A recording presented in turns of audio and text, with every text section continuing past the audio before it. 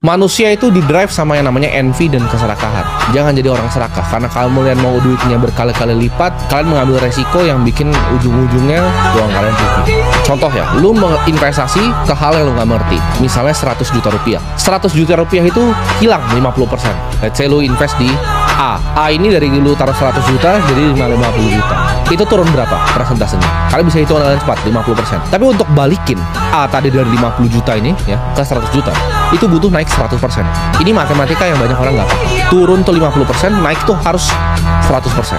Sekarang gue pengen kasih kalian tebak-tebakan sedikit. Kalian tahu nggak kalau turunnya 60%, ya misalnya jadi 40 juta, itu harus naik berapa untuk balik lagi seperti modal semula? Jawabannya harus naik 150%. Kita ambil yang lebih ekstrim.